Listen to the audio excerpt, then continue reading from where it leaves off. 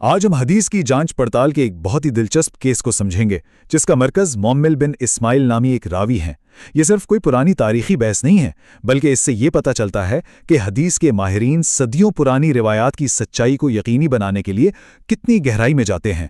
اچھا، تو تفصیل میں جانے سے پہلے ذرا اس بنیادی سوال پر سوچتے ہیں، جب ہمارے سامنے صدیوں پرانی کوئی بات آتی ہے تو آخر اس کی سچائی کو پرکھنے کا طریقہ کیا ہوتا ہے؟ خاص طور سے علم حدیث میں جہاں ہر ایک روایت دین کا حصہ بن سکتی ہے، یہ عمل تو اور بھی زیادہ اہم اور پیچیدہ ہو جاتا ہے۔ تو اس پوری بحث کو سمجھنے کے لیے ہم کچھ اس طرح سے آگے بڑھیں گے۔ پہلے دیکھیں گے کہ اصل تنازع کیا تھا، پھر اس پر اٹھنے والے اعتراض کو جانیں گے، اس کے بعد ان اصولوں کا ذکر کریں گے جن سے ایسے معاملات حل ہوتے ہیں، پھر ثبوت دیکھیں گے اور آخر میں حتمی فیصلے پر پہنچیں گے۔ تو یہ سارا معاملہ شروع کہاں سے ہوا؟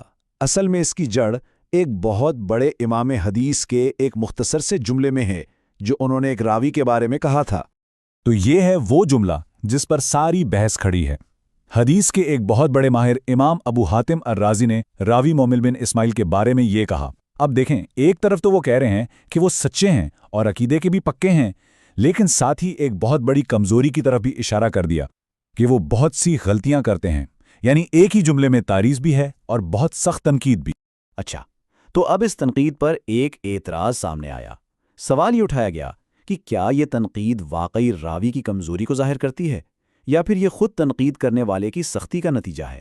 اعتراض کرنے والوں کا کہنا تھا کہ امام ابو حاتم کی اس بات کو نہیں ماننا چاہیے کیونکہ وہ راویوں کی کمزوریاں بتانے میں بہت زیادہ سخت رویہ رکھنے کے لیے مشہور تھے۔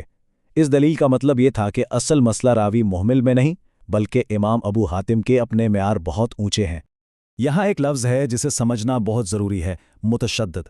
علم حدیث میں یہ لفظ ان ماہرین کے لیے استعمال ہوتا ہے جو راویوں کو پرکھنے میں بہت ہی سخت معیار رکھتے ہیں۔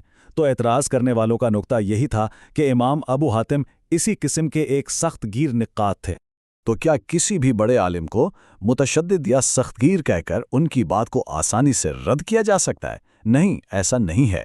علماء حدیث نے اس طرح کی صورتحال کے لیے کچھ بہت واضح اصول بنائے ہیں۔ آئیے ان اصولوں کو دیکھتے ہیں۔ پہلا اصول یہ ہے کہ کسی عالم پر سخت گیر ہونے کا لیبل لگانا کوئی چھوٹی موٹی بات نہیں ہے، یہ ایک بہت بڑا دعویٰ ہے، اور اسے ثابت کرنے کے لیے اس عالم کے تمام فیصلوں کا دوسرے ماہرین کے فیصلوں سے گہرائی سے موازنہ کرنا پڑتا ہے۔ صرف سنی سنائی بات یا شہرت کی بنیاد پر یہ فیصلہ نہیں کیا جا سکتا۔ دوسرا اہم اصول یہ ہے کہ جب ایک ہی راوی کے بارے میں تعریف اور تنقید دونوں موجود ہوں تو اس تنقید کو زیادہ وزن دیا جاتا ہے جس میں وجہ بھی بتائی گئی ہو۔ مطلب اگر کوئی صرف یہ کہے کہ یہ راوی کمزور ہے تو یہ ایک عام بات ہے، لیکن اگر کوئی یہ کہے کہ یہ راوی کمزور ہے کیونکہ وہ بہت غلطیاں کرتا ہے تو یہ ایک مفصل یعنی ڈیٹیلڈ تنقید ہے اور اس کی اہمیت زیادہ ہے۔ تو چلیں اس اصول کو اپنے کیس پر لگا کر دیکھتے ہیں۔ امام ابو حاتم کی تنقید مبہم نہیں تھی، انہوں نے صاف صاف وجہ بتائی کہ مسئلہ بہت زیادہ غلطیاں کرنا ہے، بلکہ ان کے بیٹے نے تو اپنی کتاب میں اپنے والد سے معمول کی کئی ایک مخصوص غلطیوں کا ذکر بھی کیا ہے۔ اس سے ثابت ہوتا ہے کہ یہ کوئی ہوائی بات نہیں تھی بلکہ گہری تحقیق پر مبنی ایک رائے تھی۔ اور اب آتا ہے وہ اصول جو اس پوری بحث کا فیصلہ کر دے گا۔ ایک سخت گیر نقاد کی بات کو صرف اور صرف تب کمزور سمجھا جاتا ہے جب وہ اپنی اس رائے میں بالکل اکیلے ہوں، یعنی کوئی اور ماہر ان کی بات کی تائید نہ کر رہا ہو۔ یاد رکھیے، ایک اکیلے شخص کی رائے اور کئی ماہرین کی متفقہ رائے میں زمین آسمان کا فرق ہوتا ہے۔ تو اس سب کا خلاصہ کیا ہوا؟ جب بھی کسی سخت نقاد کی رائے سامنے آئے تو تین چیزیں دیکھنی ہیں، ٹھیک ہے؟ مان لیا کہ وہ سخت گیر مشہور ہیں، لیکن کیا ان کی تنقید مفصل ہے، یعنی اس میں وجہ بتائی گئی ہے؟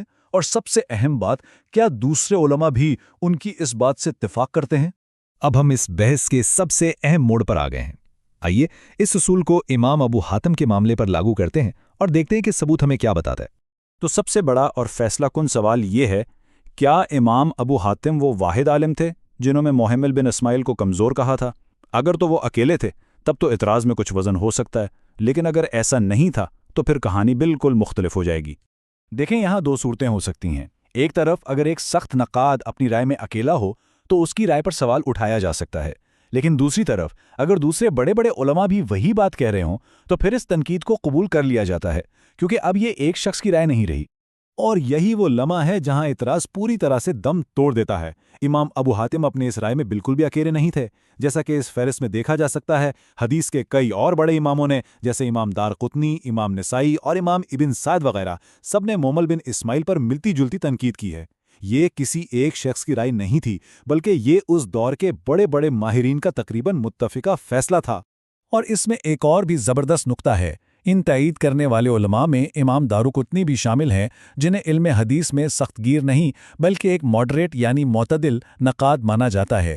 اس کا مطلب یہ ہوا کہ یہ صرف سخت سوچ رکھنے والے ماہرین کا اتفاق نہیں تھا، بلکہ میانہ رو علماء بھی اسی نتیجے پر پہنچے تھے۔ تو ان ساری باتوں اور ثبوتوں کو سامنے رکھتے ہوئے اب ہم آسانی سے حتمی نتیجے پر پہنچ سکتے ہیں کہ اس تنقید کا اصل مقام کیا ہے۔ تو امام ابو حاتم پر متشدد ہونے کا اعتراض آخر کیوں رد کیا گیا؟ سیدھی سی بات ہے، کیونکہ ان کی تنقید بے وجہ نہیں بلکہ مفصل تھی۔ وہ اس تنقید میں اکیلے نہیں تھے، بلکہ علماء کی ایک پوری جماعت نے ان کی تائید کی۔ اور جب کسی بات پر اتنا علمی اتفاق ہو جائے تو پھر کسی ایک نقاد کی ذاتی شہرت، چاہے وہ سخت ہوں یا نرم، غیر متعلقہ ہو جاتی ہے۔